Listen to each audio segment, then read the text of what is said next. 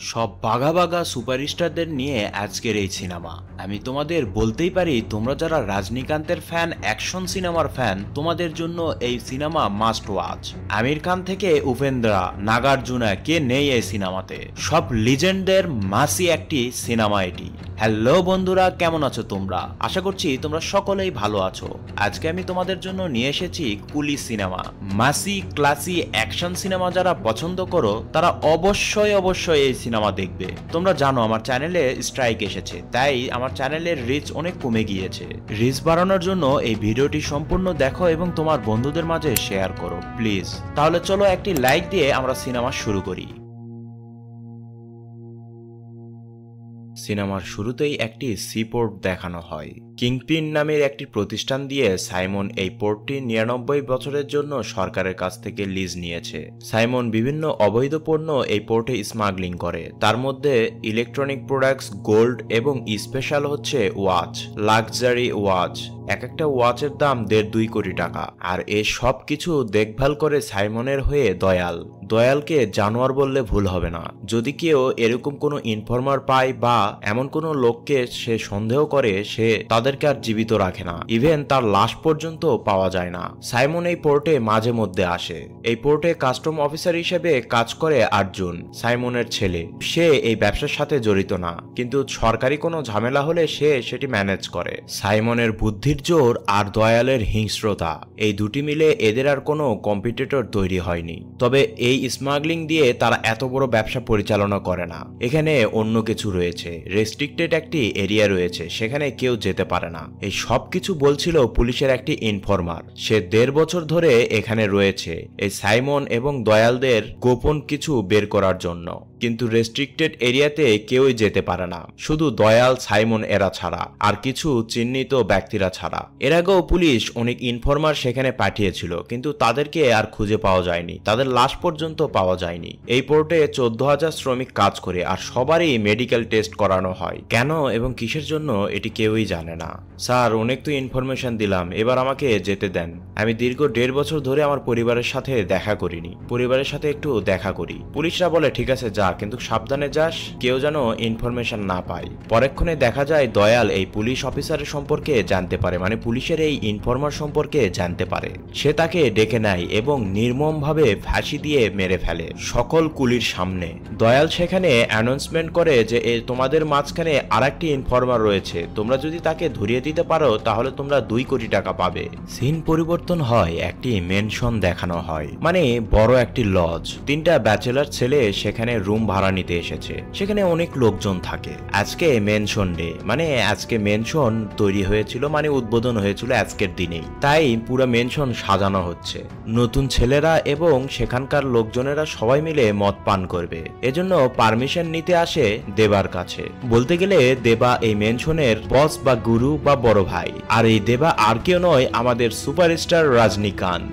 এখানে রজনীকান্তকে একদম মাসি সুপার স্টাইলে দেখানো হয়। পরবর্তীতে দেখা যায় যে দেবার কাছে একটি লোক এসেছে। সে খবর দেয় রাজশেখর মারা গিয়েছে, তার লাশ একটি রেল প্ল্যাটফর্মে পাওয়া গিয়েছে।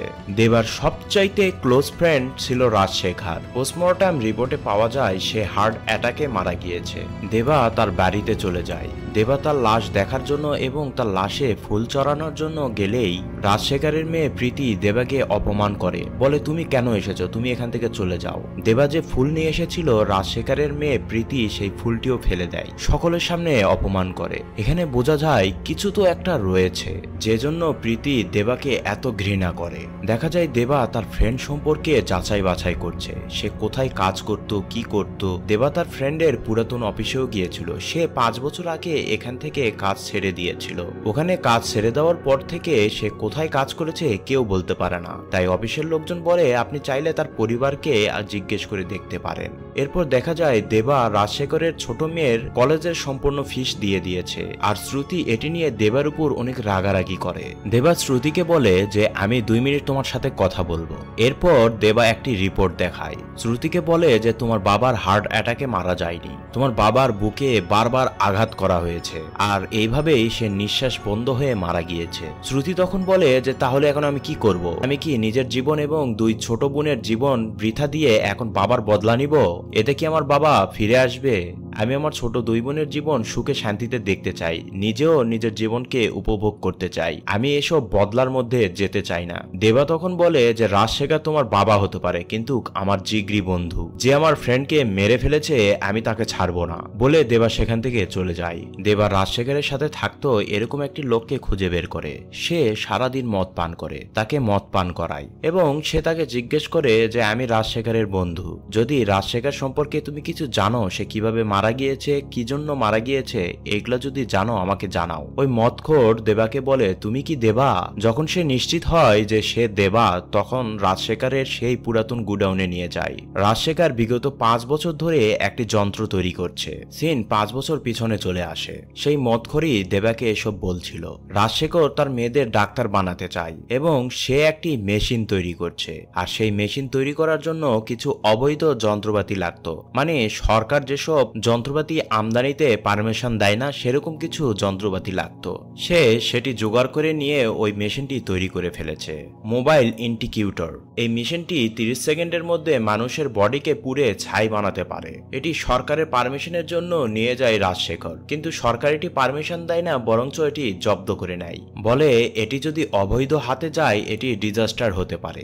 রাজশেখর ব্যর্থ হয়ে তার নিজের পরিবার চালানোর জন্য যে কোনো কাজ করা শুরু করে দেয়, কারণ তার টাকার প্রয়োজন ছিল সংসার চালানোর জন্য। কিন্তু হঠাৎ তার পরিচয় হয় সাইমনের সাথে। সাইমন সিপোর্টের স্মাগলার, সে তার রাজত্ব খাড়া করেছে এই পোর্টে। তার উপর একদিন হঠাৎ আক্রমণ হয়, সেখানে দয়াল এসে সাইমনকে বাঁচায়। সাইমনকে যারা মারতে এসেছিল সাইমন তাদেরকে মেরে ফেলে, মোটামুটি সবাইকেই মেরে ফেলে। কিন্তু সাইমন আগে থেকে একটি ঝামেলায় জর্জরিত ছিল, এই লাশগুলো যে কোনো উপায়ে গোপন করতে হবে, না হলে সে ফেসে যাবে, কারণ এর আগেও সে এরকম ঝামেলায় পড়েছিল। তখন সাইমনের ছেলে আর্জুন সাইমনকে বলে যে বাবা, আমি একটি লোককে সাহায্য করেছিলাম, সে বিভিন্ন পার্টস নিয়ে এসে একটি ইলেকট্রিক চেয়ার তৈরি করেছে। সে 30 সেকেন্ডের মধ্যে একটি মানুষকে একদম পুড়িয়ে রাগ করে দিতে পারে, মানে তুমি বুঝতেই পারবে না ছাই দেখে এই লাশটি কার ছিল। তার ছেলের কথা শুনে সে সোজা চলে যায় রাজশেখরের কাছে, মানে সাইমন রাজশেখরকে হায়ার করার জন্য যায় এই 22টা লাশ গোপন করার জন্য বা পুড়িয়ে ফেলার জন্য। রাজশেখর প্রথমে রাজি হয় না, কিন্তু সাইমন তার মেয়েদেরকে মেরে ফেলার হুমকি দেয়, মানে ভয়ভীতি দেখায়। পরে রাজশেখর রাজি হয়ে যায়। রাজশেখর তার মেশিনের মাধ্যমে সেই 22 জন লোকদের পুড়িয়ে ফেলে। সাইমন খুশি হয়ে রাজশেখরকে টাকা দেয় এবং বলে যে তুমি যদি বাইরে সবকিছু বলে দাও তাতেও আমার কোনো যায় আসে যায় না, কারণ আমি যদি ফেসে যাই তুমি নিজেও ফাঁসবে আর তোমার মেয়েরাও ফাঁসবে, তোমার মেয়েরাও জেলে যাবে, বলে টাকা দিয়ে সাইমন সেখান থেকে চলে আসে। আর দয়াল আহত অবস্থায় এসব দেখছিল। রাজশেখর মনে করেছিল এটি এই একবারই শেষ, কিন্তু একে একে প্রতিদিনই প্রায় একটি করে লাশ চলে আসে, একটি দুইটি করে লাশ চলে আসে, অনেক সময় অসংখ্য লাশও আসে। রাজশেখর বাধ্য হয়ে নিজের জীবন এবং মেয়েদের জীবন বাঁচানোর জন্য সাইমনের এই কাজগুলো করতে থাকে। বিনিময়ে সাইমন রাজশেখরকে টাকাও দেয়। সিন বর্তমানে চলে আসে। দয়াল ঘুমাচ্ছিল, হঠাৎ দয়ালের মনে পড়ে যে 5 বছর আগে সে যখন আহত হয়েছিল রাজশেখরের সাথে তার মেয়েকেও দেখেছিল। দয়াল তার লোকজনকে বলে যে যাও তুমি রাজশেখরের মেয়েকেও নিয়ে আসো। দয়ালের কাছে একটি ফোন এসেছিল, ফোনের অপর পাশ থেকে বলা হচ্ছিল যদি তোমার পোর্টে আর একটি লাশ পাওয়া যায় তাহলে আমি আর কোনো কিছু কন্ট্রোল করতে পারবো না, আগে যেভাবে লাশ ডিসপোজাল করতে সেভাবেই কাজ করো। 5 বছর আগে প্রথম যেদিন লাশ পুড়িয়েছিল রাজশেখর, তার সাথে তার মেয়েও ছিল। দয়াল জানতো যে তার মেয়ে এই লাশ পুরানো জানে, তাই তার লোকজনকে পাঠায় ওই মেয়েকে তুলে নিয়ে আসতে। আর এদিকে দেবাও জেনে যায় যে রাজশেখরের মেয়ে এই লাশ পুরানো জানে, মানে এই মেশিন চালানো জানে। দেবা বুঝে যায় যে রাজশেখরের মেয়ে প্রীতিকেও এরা ধরার জন্য আসবে। গুন্ডারা যখন প্রীতি এবং প্রীতির 2 বোনকে ধরতে যায় সেখানে হাজির হয়ে যায় দেবা। সে একাই সব গুন্ডাদের একদম ধোলাই করে, আর সেখানকার অ্যাকশন অসাম। তুমি যদি অ্যাকশন প্রেমী হয়ে থাকো এখানকার অ্যাকশন দেখলে একদম ফ্যান হয়ে যাবে রজনীকান্তের। দেবা ওই গুন্ডাদের জিজ্ঞেস করে তুমি কেন প্রীতিকে মারতে এসেছো? গুন্ডা তখন বলে যে দয়াল আমাদের পাঠিয়েছে ওই মেশিন অপারেট করানোর জন্য। দেবা তখন বলে যে ওই মেশিন তো আমি ছাড়া আর কেউ চালাতে পারে না, তুমি আগে বললে তো এই ফাইটিং আর হইতো না, বলে দেবা প্রীতিকে নিয়ে দয়ালের কাছে চলে যায়। সেখানে দয়ালের কাছে বলে যে তোমার যদি ওই চেয়ার অপারেট করার প্রয়োজন পড়ে তাহলে আমি আছি, আমি ওটি পারবো, কিন্তু তোমার লোকজন মেয়েদের গায়ে হাত দিতে চেয়েছে তাই তোমার লোকজনকে মেরেছি। দয়াল তার লোকজনকে বলে যে এর কাপড় খুলে চেক করে দেখ, সে পুলিশের লোক হতে পারে, শরীরে কোনো ট্রান্সফরমার আছে নাকি দেখ। দেবা তো সেটি করতে দেয় না, দেবা দয়ালের লোকজনকে মারে। আর তখনই দয়ালের কাছে আবার সেই লোকটির ফোন আসে যে লাশ ডিসপোজালের ব্যবস্থা কি হয়েছে, ওই মেশিন কি অপারেট করার লোক হয়েছে। তখন দয়াল দেবাকে বলে তুমি কি পারবে ওই মেশিন অপারেট করতে। দেবা বলে আমি তো শুরু থেকে এটিই বলছিলাম, আমার টাকা প্রয়োজন, আমার ফ্রেন্ডের মেয়েদের ডাক্তারি পড়ানোর জন্য টাকা দরকার, আর তোমার ওই মেশিন দরকার। তারা চলে যায় ওই মেশিনে, লাশকে চেয়ারে বসিয়ে মেশিন অন করে দেয়। এক কথায় ঝড়ে বক মারে মেশিনটি অন হয়ে যায়। যদিও দেবা কোনোভাবেই জানতো না বা বুঝতো না কিভাবে মেশিন অন করতে হয়। রাজশেখরের মেয়ে প্রীতি মূলত এটি সবকিছু সেট আপ করেছে, খালি একটি সুইচ টেপার জন্য দেবাকে বলে। তারপরও তারা টেনশনে ছিল যে মেশিনটা যদি না চলে তাহলে দয়াল সবকিছু বুঝে যাবে। দেখা যায় মেশিন স্টার্ট হয়ে গিয়েছে, লাশটি পুড়ে ছাই। দয়াল তো অনেক খুশি হয়ে যায়। এভাবেই ডেলি লাশ পোড়াচ্ছিল দেবা এবং প্রীতি। দেবা এর মাঝেই সেই পোর্টে যায় এবং বিভিন্নভাবে খোঁজ খবর নেওয়ার চেষ্টা করে যে রাজশেখর কিভাবে মারা গিয়েছে, কারোর সাথে তার কোনো দ্বন্দ্ব ছিল কিনা, মানে যাচাই বাছাই করছিল। দেবা একদিন দেখতে পায় যে লাশগুলো আসে, সেই লাশগুলোর বডি কাটা, মানে তার বডিতে কাটা ছেঁড়া আছে। দেবার মাথায় কিছু একটা খটকা ধরে, আর যে রেস্ট্রিক্টেড এরিয়াতে যাওয়ার নিষেধ সেই এরিয়াতেই কিছু একটা হচ্ছে। দেবা সেটি বুঝতে পারে। অন্যদিকে দেখা যায় যে সাইমনের ছেলে আর্জুন সেখানে কর্মরত এক মহিলার প্রেমে পড়েছে, মানে তাদের মধ্যে একটি সম্পর্ক আছে। অন্যদিকে সাইমন পোর্টে এসেছে কারণ দয়াল একজন ইনফরমারকে ধরেছে, তাকে মারার জন্যই মূলত সাইমন পোর্টে আসে। এই পুলিশ কর্মকর্তা 8 বছর ধরে এই পোর্টে আছে, সাইমনের ব্যবসার মধ্যে কাজ করছে। এদেরকে মারার পরে ডাক পড়ে দেবার। সাইমন দেবা এবং প্রীতিকে আসতে বলে। দেবা প্রথমে বলে যে আমি একাই যাব, কিন্তু সাইমনের লোক বলে যে না, দুইজনকেই আসতে বলেছে সাইমন। দেবা এসে সাইমনের সাথে দেখা করে। সাইমন দেবাকে বলে যে আমি তোমাকে দেখেছি হয়তো কোথাও। দেবা বলে যে না, এরকম হওয়ার সম্ভাবনা নাই। দেবা সাইমনকে স্যার ডাকে। সাইমন বলে যে না, আমাকে স্যার ডাকার দরকার নাই, তুমি আমাকে সাইমনই বলতে পারো বলে। তখন দেবা বলে যে আমাকে ডেকেছেন কেন। তখন ওই লাশগুলো দেখায়। দেবা যখন লাশ গিয়ে দেখে তখন তো অবাক হয়ে যায়, কারণ সেখানে দয়ালের লাশ দেখতে পায়। দয়াল তো সাইমনের বিশ্বস্ত, কিন্তু ফ্ল্যাশব্যাকে দেখানো হয় এই ইনফরমার আর কেউ নয়, দয়ালই। আর এটি সাইমন জানতে পেরেছে। সাইমন যে ইনফরমার খোঁজার জন্য 2 কোটি টাকা পুরস্কার ঘোষণা করেছিল, সব লোকজনের মধ্যে বলে যে আমি যতক্ষণে দয়ালকে মারবো ততক্ষণের মধ্যে ওই সাইনবোর্ড 2 কোটি টাকার সাইনবোর্ড যে নিয়ে আসতে পারবে আমি তাকে 2 কোটি টাকা দিব। সবাই তো পাগলের মতন ওই সাইনবোর্ড নিয়ে আসার জন্য ছুটতে থাকে। সাইমন দেবাকে বলে যে দয়ালের লাশ কমিশনার অফিসের পাশে যে কবরস্থান রয়েছে সেখানে যেন মাটি চাপা দেওয়া হয়। সকালবেলা যখন এই লাশ পুলিশরা দেখবে তখন যেন বুঝতে পারে যে সাইমনের সাথে বেইমানি করলে কি হয়, তার পরিণাম পুলিশরাও যেন জানতে পারে। দেবার প্রীতি লাশ নিয়ে চলে যায়, কিন্তু যাওয়ার সময় তারা চিন্তা করে এই লাশ যেহেতু মাটি চাপা দিতে বলছে সেটি তো ওরাও দিতে পারতো, তাহলে এদেরকে কেন বলেছে। দেবা প্রীতিকে বলে এর মধ্যে অবশ্যই কোনো কিন্তু আছে, এটি আমাদের লাস্ট কাজ, তুমি তোমার কাজে নেমে যাও, আর আমি আমার বন্ধুর মৃত্যুর খবর বের করব, আর এই সাইমন কে এটি আমি খুঁজে বের করব। দয়ালকে মাটি চাপা দিয়ে যখন চলে আসবে তখন দেখা যায় দয়াল কবরের ভিতর থেকে বের হয়ে আসে। দয়াল এখনো জীবিত আছে। দেবা এসব দেখে সাইমনের একটি লোককে ফোন দেয়, মানে যেই লোক প্রথমে প্রীতিকে মারতে গিয়েছিল সেই লোককে ফোন দেয়। সে ফোন রিসিভ করে এসব জানার পরে দেবাকে বলে তুই ওকে মারিস না, আমি আসছি, ওর কাছে অনেক টাকার জিনিসপত্র আছে, ওর কাছ থেকে যদি আমরা ওই জিনিসপত্র নিতে চাই আমরা সবাই বড় লোক হয়ে যাব। এই বলে সেই লোক ওখান থেকে রওনা করে। আর ওই লোকের পাশে আরেকজন সেটি শুনে নেয়, আর সে সাইমনকে গিয়ে এসব বলে। সাইমন দেবাকে ফোন দেয়, দেবাকে ফোন দিয়ে বলে তুমি যদি ওকে মেরে ফেলে দাও তাহলে আমি তোমার জন্য অনেক কিছু করব বলে ফোন কেটে দেয়। আর এদিকে প্রীতিও বলছিল দয়ালকে ছেড়ে দিতে। দয়ালও অনেক আকতি বিনতি করতে থাকে, বলে আমি পুলিশের লোক, আমাকে মেরো না, আমার 2টা বাচ্চা আছে, আমার বউ বাচ্চা আছে, মানে সে জীবন ভিক্ষা চায় দেবার কাছে। দেবা সাইমনের কাছে চলে আসে সাইমনের লোকজনের সাথে। সাইমন মনে করে যে সে দেবাকে মেরে ফেলেছে, তাই সাইমন দেবাকে বলে যে আমি তোমাকে বলেছিলাম তুমি আমার কাজ করলে আমি তোমার জন্য একটা কিছু করব। সাইমন ল্যাপটপ অন করে দেখায় যে রাজশেখরকে ওই দয়ালই মেরে ফেলেছে। দয়াল রাজশেখরের বুকে ঘুষি মারতে মারতে তাকে মেরে ফেলে। আর ফ্ল্যাশব্যাকে দেখানো হয় দেবা দয়ালকে মারেনি, সেফ জায়গায় পাঠানোর জন্য তার সাথে রেখেছে প্রীতিকে। ভিডিওতে দেবা দেখতে পায় সে মারা যাওয়ার আগে দয়ালের কানে কিছু একটা বলেছে। দেবা সেখানে সবাইকে জিজ্ঞেস করে দয়ালের কানে রাজশেখর মারা যাওয়ার আগে কি বলেছে, কেউ কি জানো? সাইমন তখন বলে ওঠে দয়ালকে কি বলেছে সেটা তো দয়ালই জানে, অন্য কেউ কিভাবে জানবে। আর ব্যাড লাক, দুইজনেই মারা গিয়েছে, তুমি এখন জানতে পারবা না, আমি তোমার জন্য স্পেশাল একটি ড্রিঙ্ক তৈরি করছি। আর তখনই দেবার ফোনে ফোন আসে, আর সেটি ফোন করেছে দয়াল। দয়াল ফোন করে দেবাকে বলে যে এখন বুঝতে পেরেছো বিষয়টা কি। দেবা জাস্ট দয়ালকে জিজ্ঞেস করে যে তোমার কানে সে কি বলেছিল। দয়াল তখন বলে যে তোমরা দুইজন বন্ধু কিভাবে হলে, তুমি তো মদ পান করো না। বলেই দয়াল বলে যে আমার কানে বলেছিল পাওয়ার হাউস। দয়াল দেবাকে ফোন করে বলে যে আমি তো মারা গিয়েছি, এখন আমার অসম্পূর্ণ কাজগুলো তুমি করবে। দেবা তখন বলে যে হ্যাঁ আমি সব তো করবই। মানে দয়াল ব্ল্যাকমেল করছে রাজশেখরের মেয়েকে সে মেরে ফেলবে সে যদি কাজ না করে। আর এদিকে দেখা যায় যে দয়াল যখন রাজশেখরকে মারে তখন রাজশেখর বলে যে আমাকে মারার সময় তুমি মেরে ফেলো, আমার মৃত্যু যেন ন্যাচারাল হয় এরকম যেন দুনিয়ার সবাই জানে, তাছাড়া তোকে, তোর বসকে, তার বসকে সকলকেই মেরে ফেলবে সে। দয়াল তখন রাজশেখরকে বলে যে তোর 3টা মেয়ে আছে তাই না? রাজশেখর বলে যে 30 বছর ধরে আমি একটা রাজ লুকিয়ে রেখেছি, আর সেটি যদি সে জানতে পারে তাহলে তোদেরকে কাউকে ছাড়বে না। দয়াল তখন বলে আচ্ছা বল তোর ওই লোক আসলে তাকে কি বলতে হবে? রাজশেখর তখন দয়ালের কানে বলে যে পাওয়ার হাউস।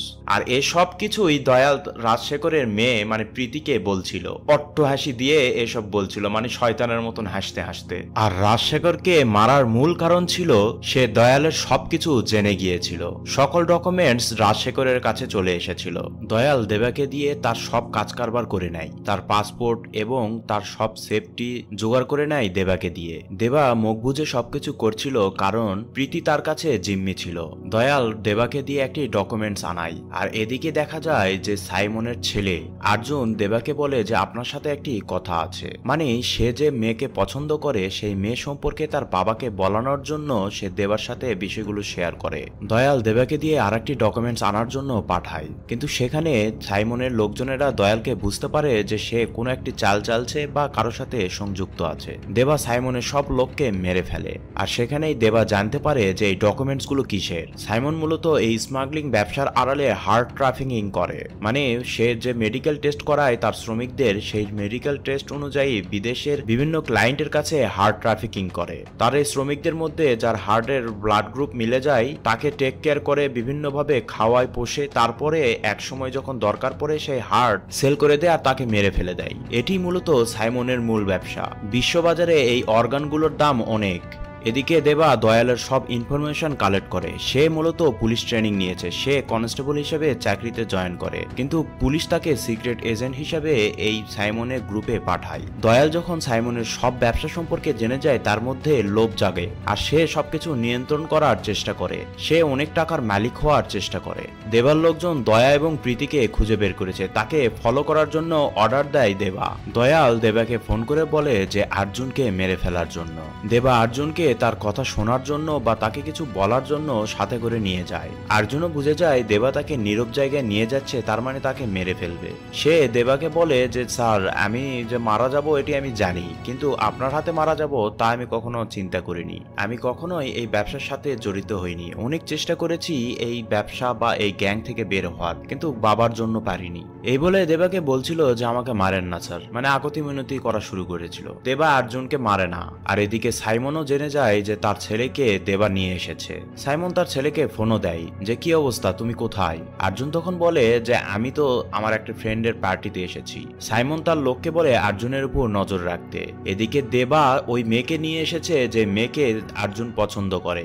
দেবা আর্জুনকে বলে যে এই মেয়েকে নিয়ে তুমি চলে যাও, তুমি সবার সামনে প্রকাশ্যে আসার আগে এই মেয়েকে নিয়ে ভেগে যাও। আর এরপরে সাইমন ফোন করেছিল।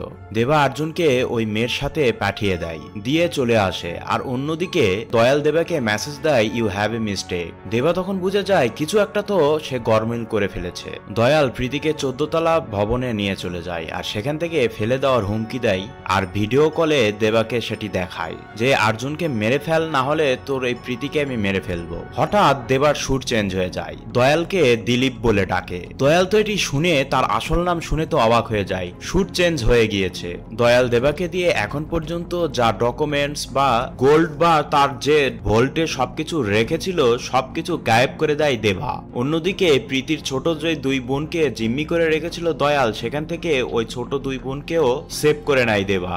আর দেবা এটিও জেনে যায় যে আর্জুনের সাথে যে মেয়ের সম্পর্ক সে হলো এই দয়ালের ওয়াইফ। দেবা এটি মূলত বুঝতে পারে তখনই যখন আর্জুনকে ছেড়ে দেওয়ার পরে দয়াল সাথে সাথে সেটি জেনে যায়, কারণ সেখানে আর কেউ ছিল না, আর্জুন আর ওই মেয়ে ব্যতীত। আর্জুন তো কখনোই বলবে না, তার মানে নামে ওই মেয়ে বলেছে। দেবা দয়ালের বউকে জিম্মি করে। দেবা দয়ালের বউকে ওই মেশিনে, যে মেশিন দিয়ে মানুষকে রাগ করে দেয়, সেই মেশিনে বসিয়ে দেয় আর দয়ালকে বলে যে তুই এখন প্রীতিকে ছেড়ে দে। দয়াল প্রীতিকে ছেড়ে দেয়। প্রীতি যাওয়ার সময় যে কুত্তার পট্টি দিয়ে তাকে বেঁধে রেখেছিল সেই পট্টি দিয়ে তাকে বাঁধে।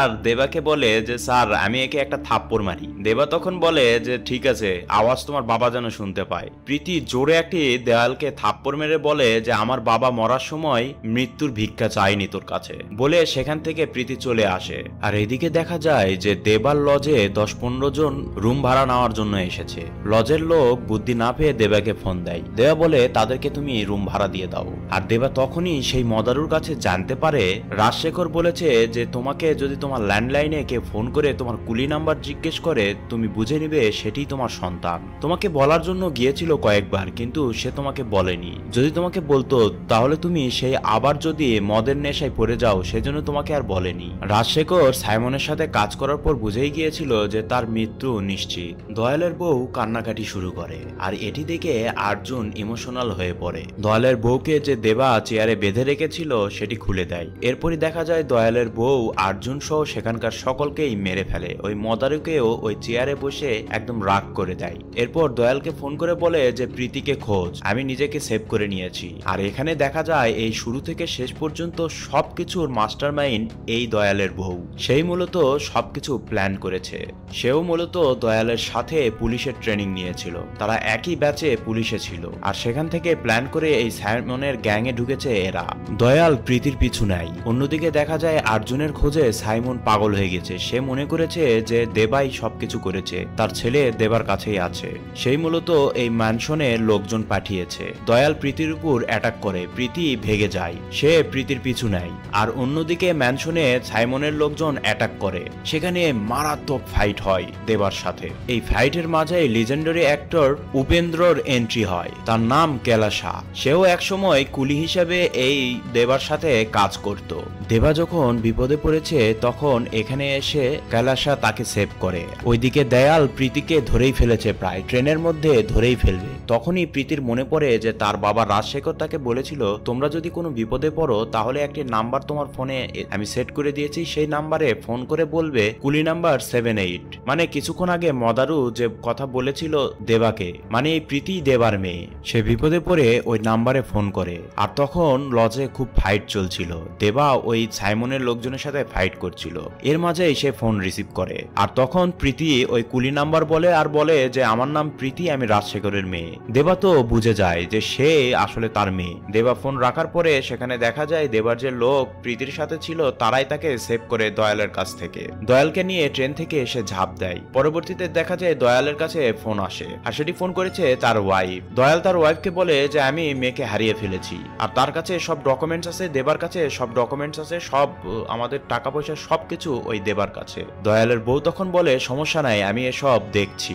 এই বলে দেখা যায় যে প্রীতি যে ট্রেনে ছিল সকলে মিলে প্রীতিকে সেভ করলো, সেই ট্রেনেই দয়ালের বউ।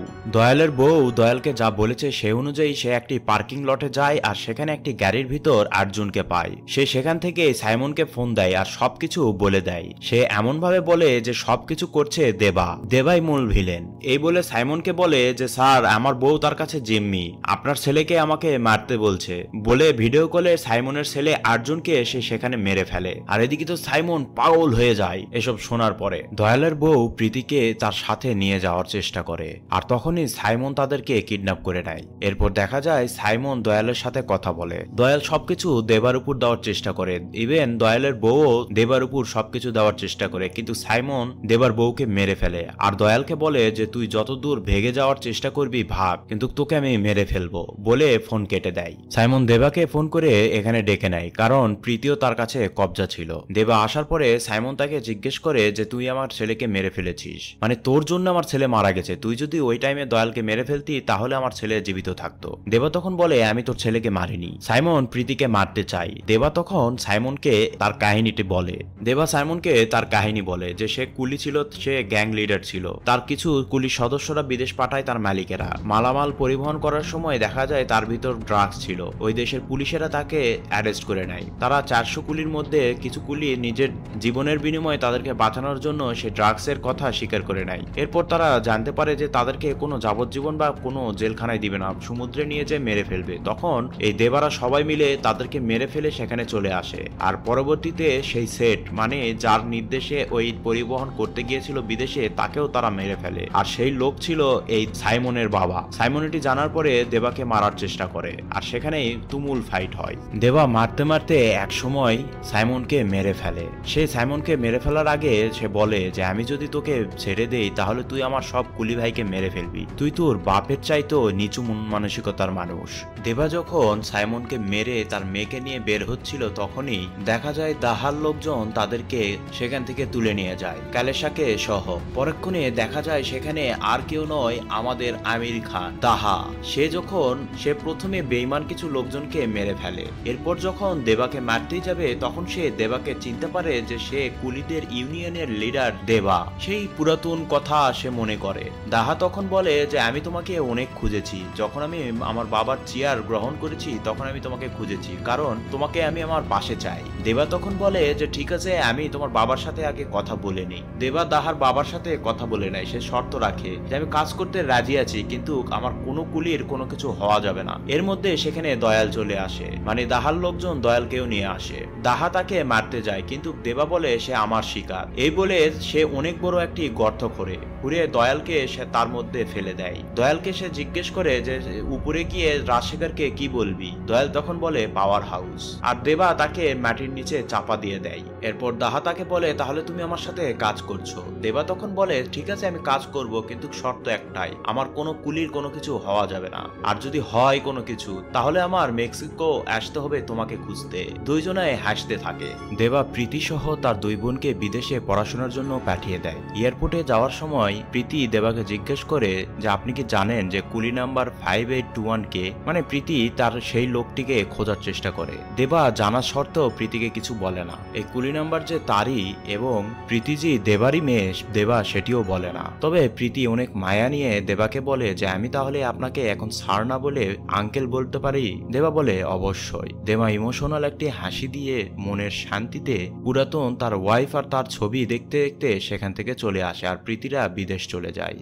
সিনেমাটি আমার মোটামুটি ভালোই লেগেছে, এভারেস্ট সিনেমা। তোমাদের কেমন লেগেছে জানাও। তোমরা চাইলে আমার টেলিগ্রাম চ্যানেলেও যুক্ত হতে পারো। তোমাদের জন্য আমি আরেকটি মুভি সাজেস্ট করতে পারি, চাইলে এই মুভিটিও দেখতে পারো, তোমাদের ভালো লাগবে আশা করছি। আজকে এই পর্যন্তই, তাহলে দেখা হচ্ছে নতুন কোনো ভিডিওতে নতুন কোনো অ্যাঙ্গিকে। ততক্ষণ পর্যন্ত ভালো থাকো, সুস্থ থাকো, আল্লাহ হাফেজ, টাটা, বাই বাই।